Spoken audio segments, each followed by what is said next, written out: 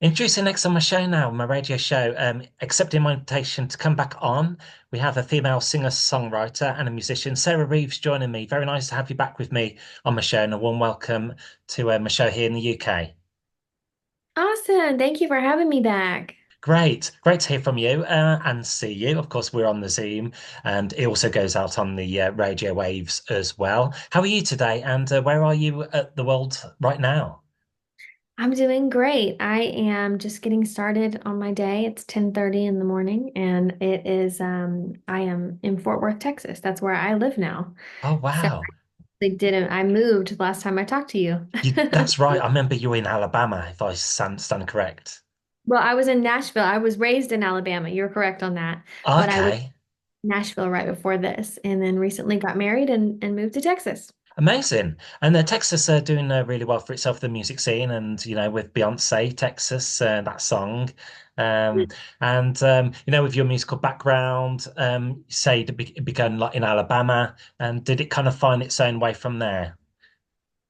Yeah, it really did. Music has always been in my veins. I grew up in a family of musicians, and so it was natural for me to just kind of get into it. I mean, it hasn't always been easy, but it's been highs and lows. But I moved to Nashville when I was like 21, and honestly, it was such a great season of life, and I learned so much. I grew so much. I mean, there's just Nashville is called the Music City in the US. And so there's just everywhere you go, there's music. You walk into a bar and it's just like phenomenal musicians and it's like right next to each other everywhere. So I was really spoiled there, let me tell Oh, you. great. But yeah, I learned a lot. But recently, I think these days you can kind of do music from anywhere, Hmm. especially with social media and, just the internet and what we have and the tools that we have. And I've been producing a lot of my own music in the last couple of years. So it made sense for me to just kind of have a bit of a change of scenery. Great. So it was like a transitional stage, to get to where you are now. Yes, it was. Right. It was a big change. It was hard. It was hard to leave Nashville for sure. I was like, oh, I thought I would die in Nashville. I thought I would live there forever. But every time I would come to Texas, and even after meeting my husband, it was like whenever we would spend time in Texas, it was like it felt like home. And it was very peaceful where we are, and just good people, good food, good music. So yeah, it's been really great. And fast forward on to today. Am I right? You were not long ago in Chicago as well, the Windy City. Yeah, I was just there last week. Because Yeah, it's I saw your post on Instagram where people can follow you and see what how you're doing with your musical updates. And onto today, one of the reasons I got you on the show today was to chat about your new single you have released and you're promoting at the moment. It's called More Than Enough. How would you kind of describe this track and kind of like the backstory behind it and what how did you put everything into it? Yeah. So this song came out of a pretty hard season for me. I think maybe last time I touched on this with the last single, but I, got a divorce after 10 years of marriage a few years ago. And so I got married really young. And I just, no, I remember the number one emotion for me coming out of that was fear. It was just, I was so afraid of the unknown and the unfamiliar, and even just being an independent woman for the first time in my adulthood away from a partner. A lot of people are afraid to get married. I was afraid to be single. And I just didn't have a lot of self-confidence. And I just really had to like take it day by day and baby step by baby step into my future. And I honestly discovered so much strength inside of me that I didn't even know existed, and was really proud of the woman that I became and all that I had accomplished on my own just in those years of being single. Um, and so I wrote this song because there were a lot of days where I would wake up and I would literally, it sounds so silly, but I would look in the mirror and I would speak to myself and I would say all these positive affirmations over myself, like you are loved, you are beautiful, you are smart, you have a good personality, all these things that I wasn't really secure in. I would just speak it until I really started manifesting those things. Yeah. It really did help me in my life. And so this song is really about that. It's like I wrote it to myself, but I also wrote it to the listeners who maybe had somebody at one point in their life, whether it was a parent or a partner or a bully at school, say something. We probably all had that person that said something to us. We just like latched on to that thing. And then we started to believe it about ourselves. And it's not true, it's a lie. And so this really does identify those insecurities and poses the question of like, who told you you were hard to love? Who told you you weren't good enough? Because you truly are more than enough. Mm. Very very nice words there, actually. That's a good thing about the power of music. You can put your life experiences into like songwriting. Mhm. Um, and have you found that what's the feedback been like from, people who listen to the record? Has it been like positive and have people finding themselves to get to where they are now? Yeah, for sure. I was actually really surprised because I posted this song. It was just in the demo form. So it wasn't even really fully produced or finished yet. And I decided to post it on my social media January 1st of last year. And it like started, going viral and all these comments and shares and likes and follows started coming in and people just reaching out saying this song like made them cry, like made them like really fully step into, their full potential and Mm, believe themselves again. And it was really interesting because specifically it was probably like 90% women who reached out and was just like, thank you for writing this because it's my story. And so I have seen a lot of positive feedback and it's been really special to see that from mm. fans. And is it a good feeling to have that connection with your fan base when that happens?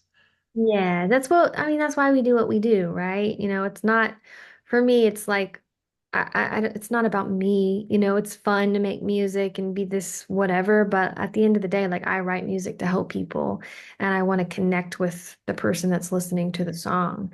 So knowing that that's doing that is really fulfilling and I know Mm. that I'm doing my job.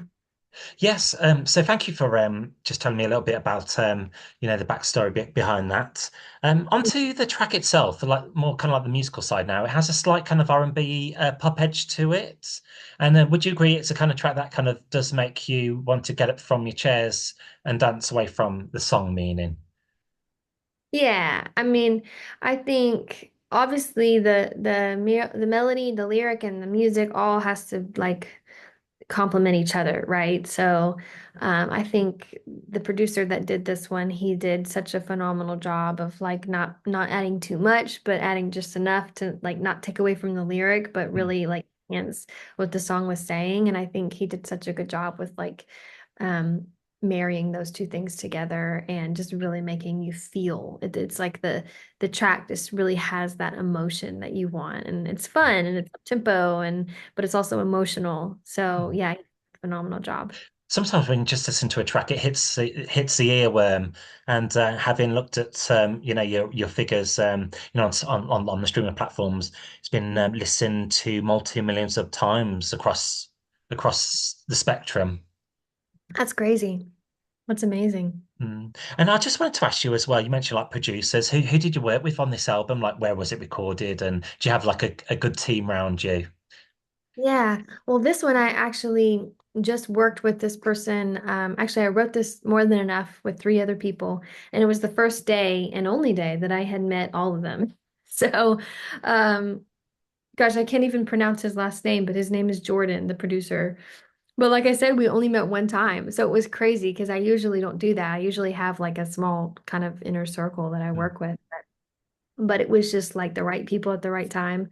And then I've been writing and producing a lot on my own now. So I kind of taught myself production the last couple years and really just feel this challenge in a good way to do it more on my own. I think there needs to be more women in this like, this chair, the producer chair, not just writing the lyric and the melody of a song, but also making the music. And so this next album, I have a lot of songs that I'll be doing on my own, which I'm excited about. Uh, Well, we look forward to that one. One of my questions as well was on this record, More Than Enough. What was your input on it? Like, did you play any musical instruments? And you mentioned the kind of behind the scenes. Did you have like any input on that department? You know what? This is one of those songs that the producer did the day of, and well, he kind of added some stuff, throughout the process a little bit later, but for the most part, we wrote this song in like 3 or 4 hours, and I left, and it was pretty much Oh, done. But um, I sang the vocals that day, the day that we wrote it. I did all the BGVs and the ad libs, and I find that it's better for me to do a final vocal the day that I write the song versus just a scratch vocal is what we call it, where you just kind of put something down just to have, and then later on you go and you record the real mm, vocal. And I always like, my whole career, I've always liked the scratch vocal more, and I try to like mimic it the day that I'm going in to mm, like officially do the vocals. So I I have a microphone that I usually travel with, and I'm like, this is what I'm going to sing on. We're doing the vocals right now after we're doing the song. This is going to be the vocal yeah, for the song. So it was like that for More Than Enough. It yeah. was the day we wrote the song. It's like, I don't know what it is. It's like I'm not overthinking. And it's just you're feeling it in the moment. So it's just better for me to do vocals day of. Sure, sure thing. I mean, I touch on other interviews where I've spoken to artists and they've done like 16 takes, but if you can like narrow it down to like 5 takes and then you kind of decipher which parts you wish to put in the song and not.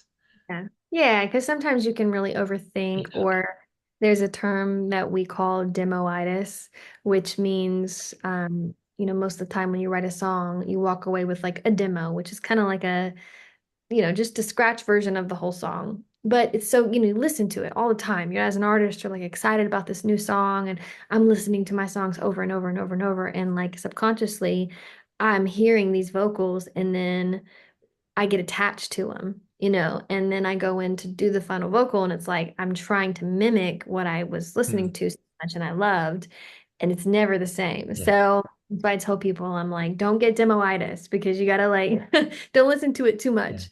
Just, 'Cause then, yeah, so do you sometimes go into autopilot mode as well when you're recording? yeah, I feel like it's weird because a lot of people say you need to think about what you're saying, think about it when you're recording. But for me, I actually sing better when I'm not thinking about what the song says. I'm thinking about something else, or I'll do hand motions or something and I'll focus on my hand. It's weird. It's like I've learned a lot over the years with vocal production, Mm, but um, if I'm thinking about the song too much, then I'm yeah. overthinking, and then I'm hearing myself and I'm like, ah, that's not right. But if I'm just doing it without overthinking, I think it's all like it's muscle memory. It's just there and it comes out naturally. And now we're speaking about like behind the scenes and production. Will there be like a music video to accompany this new single? And also, do you enjoy that aspect of making the music videos and starring in them and having the input of putting it all together? Yes, for sure. Music videos are one of my favorite things to do. And there actually is a music video for More Than Enough. It's online right now on YouTube. But it's one that I'm really proud of. I had so much fun filming. I got, 5 or 6 women and a little girl to be in the video. And, like I said before, I have a lot of women that have resonated with this Mm, song. And I thought I want to get women, of different lines of work and different races, and just really have them represent just this independent, strong woman. And I think that we accomplished that in the music video. So yeah, you can check it out. It's on YouTube, my good, YouTube we'll channel. do that. And also, if I can ask my listeners to do the same. It must be a euphoric feeling. I like that word, euphoric, to feature on, some respectable playlists and have your music being played on the radio and reaching out and be applauded by the general public. How's that feeling for you?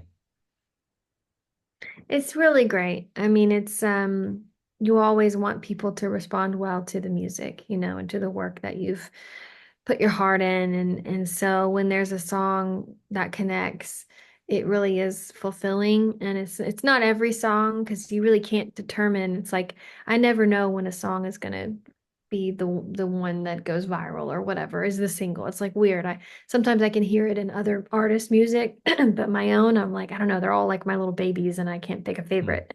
So, but I think yeah, it's a really fulfilling thing to like when a song hits and when a song just really resonates with the audience. That's what you want as an artist. That's good. And you recently made an appearance in a motion picture called God's Here. And there's even a soundtrack to accompany this film. Can you just tell me a little more about this? Yeah, I was in my first movie, which was crazy. It was such a fun experience. Yeah, it's a movie called God's Here, and this movie really did change my life in so many ways because the director and the lead actor, I met him on the set, and he's now my husband. We just got married a few months ago, which is crazy, but we just, yeah, he did such a phenomenal job on the film. It's a drama. It's kind of heavy, but it's not a Christmas movie, but it's set at Christmas time. Um, but yeah, it's just a story of redemption, forgiveness, faith, loss, grieving. It's on Amazon, and Apple TV and a bunch of other different platforms. But I also got to compose and score the whole film, which was a new experience and a new challenge for me, but that was so much fun. And yeah, it was a just fun process and a fun project to be a part of. That's amazing to hear. And do you find it interesting how like your listeners discover you? Like just touching on some of your other songs, one song you released, which ranks very highly on your listenership, is called "Tell Me Why." Is that like a kind of main room, kind of club trance anthem? And did you work with Armin van Buuren, the well-known DJ, on that one? Yes. So I wrote that one in Amsterdam, with Armin's producer, and Armin had this track, and they thought my voice would work perfect for the track, and then we ended up writing the song, and I mean, literally, I think it took like 30 minutes. And I didn't know if he was gonna cut it or not, but he ended up, obviously putting it out on his record or on his album, and I remember I think it was 2020, and I got a text from the producer, and Armin was doing the song at Tomorrowland, which was pretty cool because I didn't even know that he had ended up cutting the song. And so that one was really cool because he's a legend. So it was fun to do something a bit different and work with him on yeah, EDM. That's good. Have you ever been to like say like the Balearic Islands, Ibiza, where that kind of club scene is popular? I haven't, but I would love to. Mm, mm. Yeah, Oh, you never know. They might ask you to perform like in Ibiza, that track. If it's I still know. going strong, wow, that's mental, isn't it? Yeah. Cool. Another popular track you also released doing the rounds is Eyes on You live version as well. What did this song involve? Oh yeah, so this one was actually, so I was a part of a church in Nashville called the Belonging Co. And that was so fun to be a part. I was there from the very beginning. It's a church that has it like in a decade it grew from like, 10 people to thousands of people coming and to Nashville and going to this church and streaming online and all these things. And so I've been a part of the team there for since the beginning, and that was one of the songs on their album. They have a lot of albums that Mm, mm. out. And yeah, it's just called the Belonging Co. And they have services online. You can like anybody can stream in. It's really great. It's a really cool thing that's happening in Nashville. Great. And I know Christmas has been and gone, but you did release a track called The Holly Jolly Christmas as well. Was releasing a Yuletide number always been high on your wish list? Yeah, I mean making a Christmas album is something I always wanted to do. And Christmas is to me it's its own genre. It's like it can be different from your typical artistry brand. And for me, Christmas is like that traditional jazzy kind of warm magical sound that Nat King Cole and Frank Sinatra, Ella Fitzgerald. And so I thought I want to make a Christmas album like that can be timeless. Yeah. And so even the songs on the album that were original, I still wanted them to fit like the covers that were written years ago, long time ago, you know. So I think we accomplished that. I'm really proud of that Christmas album. Seems like it's doing really well still to this very day. Yeah, I know that's the thing about Christmas is it's like it's new every year. So it's like the gift that keeps giving every Mm. year. Mm. And would you say you're open to like experimenting in all kind of musical genres? There's one track I listened to, and it was like really kind of jazzy and had that kind of like retro feel to it. Can't remember what it's called, but you might know. Well, was it on the Christmas album? I Proud of think Me? it was on one of your playlists high up there. It was kind of like a jazzy number. Um, it Mm, I want to say it was a Christmas song, might but have I don't. been. Yeah, I think it because that's usually the jazzy stuff that I've done has been all my Christmas stuff. Hmm. So, and we recorded like a live a jazz band on that album. It was probably my favorite project that I've been a part of. Yeah, it could be Holly Jolly Christmas, in fact. Exactly. Yeah. Yeah.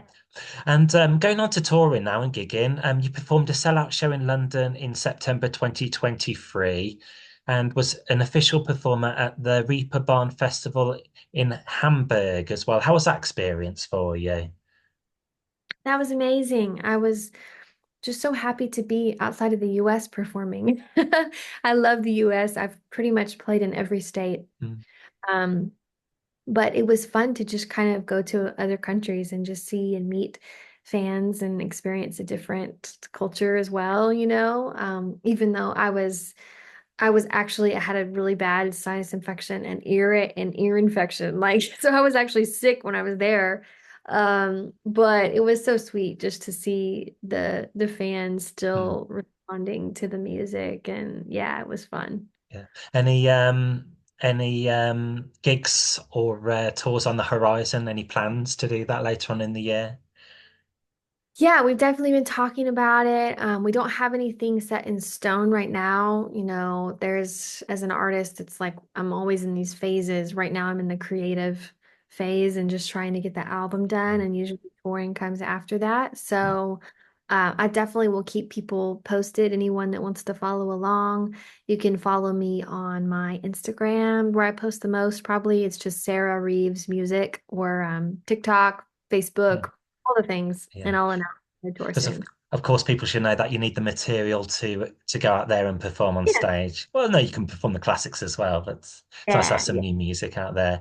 I wanted to ask, you mentioned you perform in probably all the states, most of the states. Are there any other places like in the world where you'd love to perform at, say like Australia? Yeah, I was gonna say Australia actually, because I once performed in New Zealand and it was so fun. It was just such high energy there, and people were like, yeah, just so nice. Mm, And but I would like to go to Australia. I'd like to go to South Africa. I mean, I would love to just go to as many countries as I can and just explore because yeah. that's what I always love to do.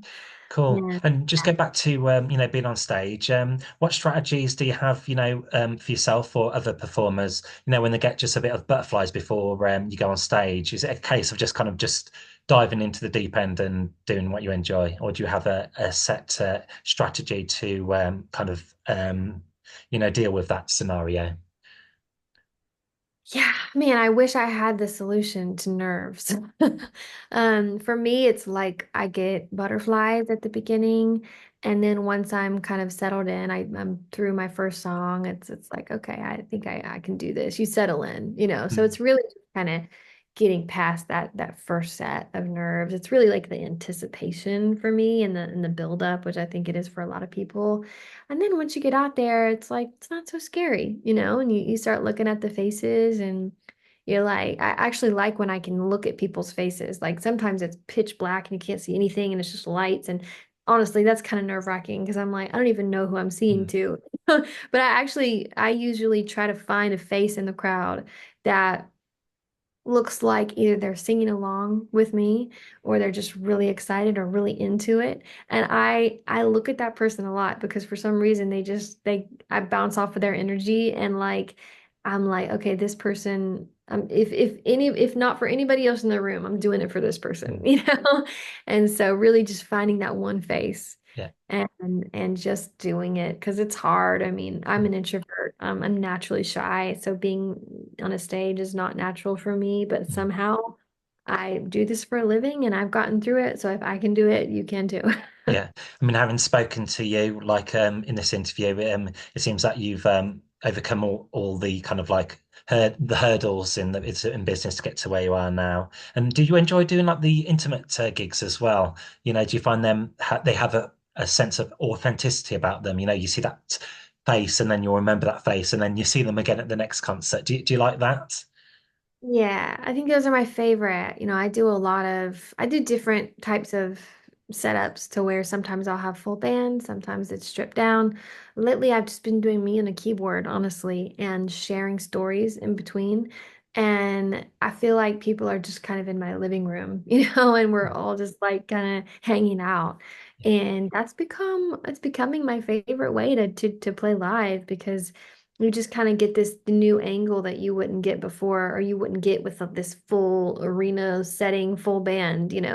So it's really fun. I love the intimate settings. It's always interesting to hear, you know, like from musicians as yourself, that behind the scenes, like performing, how what they feel and think.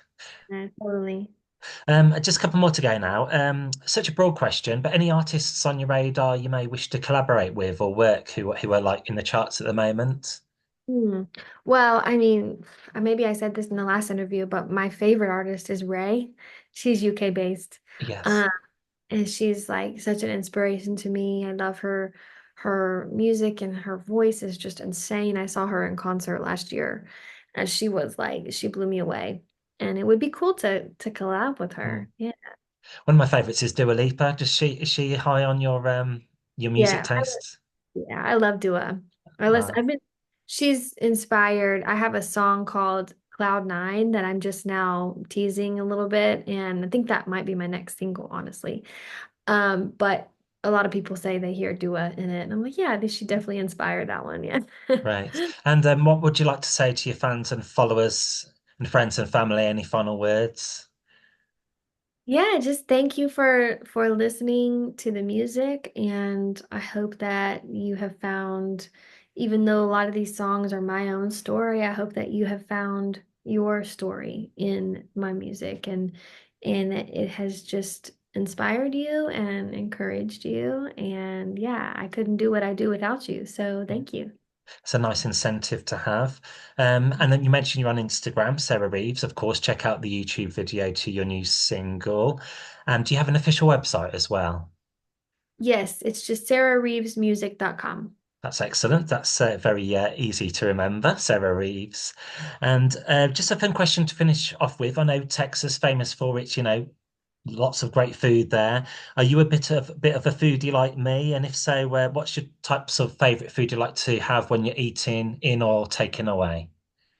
Uh, I would say my favorite type of like cuisine, I guess, is probably this is very typical of me, but probably Mexican food like te Tex-Mex, which obviously I'm in Texas now. They've got great Tex-Mex. They really do. Brilliant. Yeah. Great choice. Oh, Sarah Reeves, thanks for joining me today on this extended interview here in the UK. And also for me to do really is play your new single on my show. Would you like to just introduce it on my show? Okay, the Dannison Radio Show. Sure. Hey, this is Sarah Reeves, and this is my song, More Than Enough. Great to have you on the show today. Thank you very much for your contribution and good luck with the rest of your musical journey this year. Thank you. Thanks for your support and for your time today. I appreciate it. You're most welcome.